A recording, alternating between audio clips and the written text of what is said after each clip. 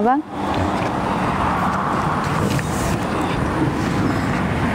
Ni barang. Okey. Ya, duduk sini, dekat sikit. Okey.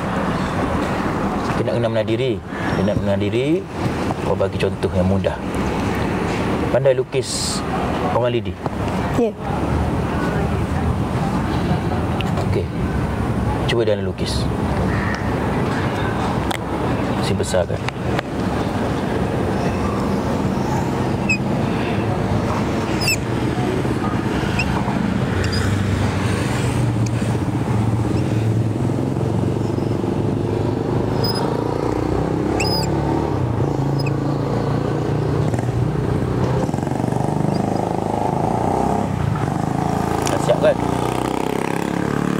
Kita ini ada berapa anggota jasad? 7 anggota jasad. Cuba kira, betul tak? Cuba kira. 1, 2, 3, 4, 5, 6, 7. Cuba sebut. Telinga, mata, hidung, mulut, tangan, kaki, anggota perut. Okey. Cukup 7. Ingat Diana, kita ini biar betul-betul menjadi hamba abdi. Hamba abdi ini, abdi artinya tidak punya apa-apa. Ingat pesanan abang ini. Biar kita ini menjadi betul-betul papa kedana, betul-betul fakir. Yang utama sekali Diana ingat, biar kita ini betul-betul menjadi hamba abdi. Abdi ini artinya tidak punya apa-apa. Tidak punya harta, tidak punya keluarga, tidak punya kereta, tidak punya kekayaan, tidak punya apa-apa. Itu makanya hamba abdi artinya, abdi artinya apa? Tidak punya apa-apa, tidak memiliki apa-apa. Macam mana kita nak terjemahkan, macam mana kita ini tidak memiliki apa-apa? Sebelum hujan, insya-Allah dapat satu ilmu buat balik ke rumah. Faham baik-baik. Ya. Tapi ingat, faham itu milik Allah Subhanahu Wa Taala. Biar kita ini menjadi betul-betul fakir. Biar kita ini menjadi betul-betul hamba abdi, dan biar kita ini betul-betul menjadi papa kedana. Okey. Mula-mula ada. Apa yang ada? Ada telinga, ada mata, ada hidung, ada mulut, ada tangan, ada kaki, dan ada anggota perut. Ada 7 anggota jasad. Mula-mula di peringkat permulaannya ada dahulu permulaannya. Ada tak? Ada tak kita ini? Ada tak Diana? Ada tak abang? Ada. Ambil pemadam. Mula-mula yang pertama, anggota yang perlu dipadam iaitu mata. Padamkan mata dua-dua.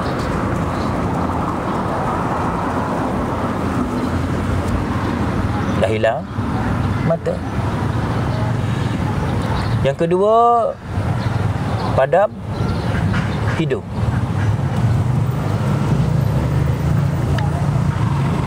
Sudah berapa? Sudah berapa anggota? 5. Tinggal 5. Yang sudah padam? 2. Yang ketiga, padam mulut.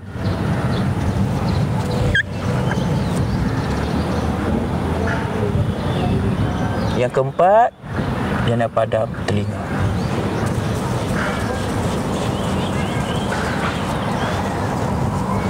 Okey, jadi hilanglah kepala. Sudah berapa padam tadi? Sudah berapa?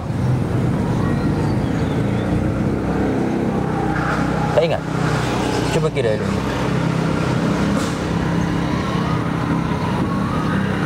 Mula padam apa tadi? Mata. Kira. Mata, hidung, mulut, telinga. Berapa dah? 4. 4. Lepas tu dia nak padam anggota tangan, dua-dua tangan.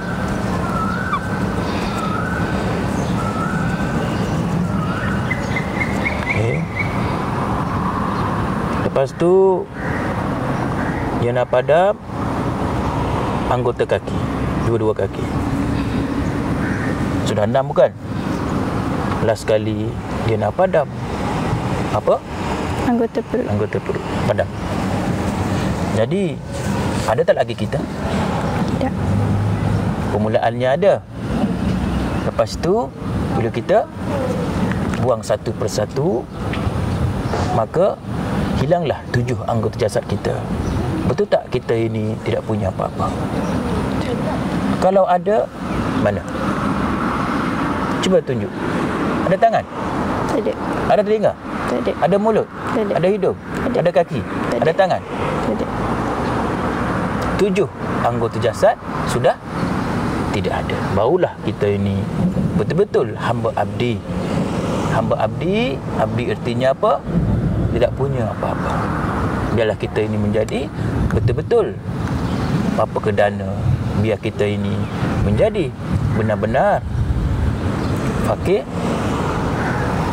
bapa kedana dan hamba abdi. Faham tak? Cuba ulang lagi sekali. Mula-mula kita ini ada tangan, ada mulut, ada kaki, ada telinga. 7 anggota jasad ada. Sebagaimana asalnya, permulaannya.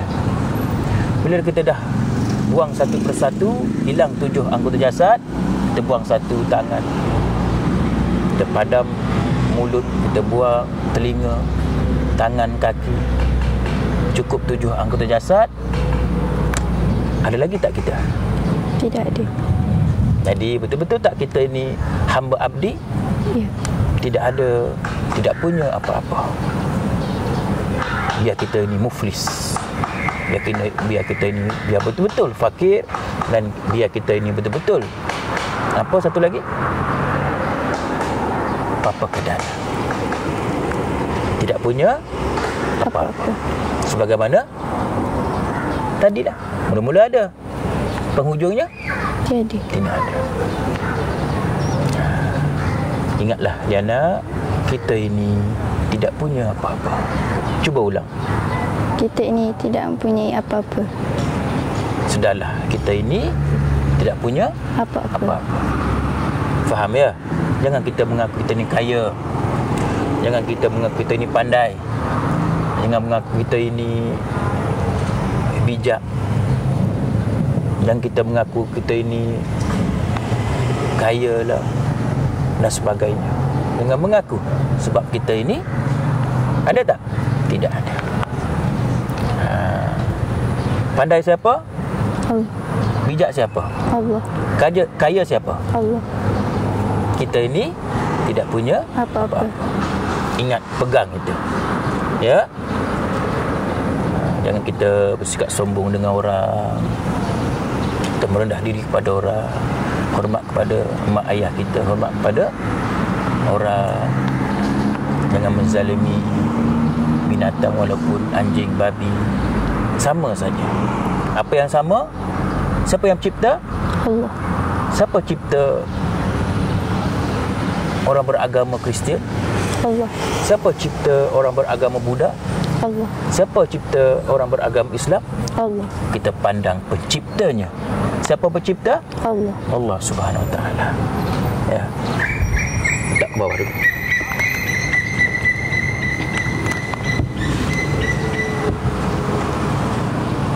Ini apa lagi?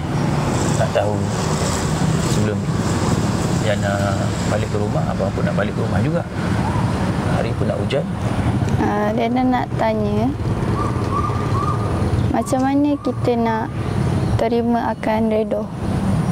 Maksudnya? Maksudnya macam apa yang menimpa kita tu kita redha. Duit kita hilang, kita redha. Macam tu. Bercakap senang, nak pegang susah. Kita boleh pesan kepada orang, sabar, duit kami hilang. Betul tidak? Tak kena batas hidup kita sendiri. Cuba kena batas hidup kita sendiri. Mana sabarnya kita? Sebelum menjawab persoalan Diana, abang ini dah banyak, dah ramai orang abang bagi nasihat yang berguna, yang boleh diguna pakai, yang baik-baik.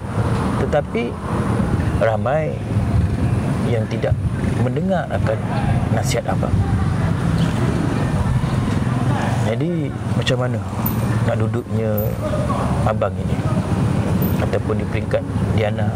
Kalau contoh Diana nasihat benda-benda yang baik kepada orang, orang tak nak mendengar akan nasihat Diana.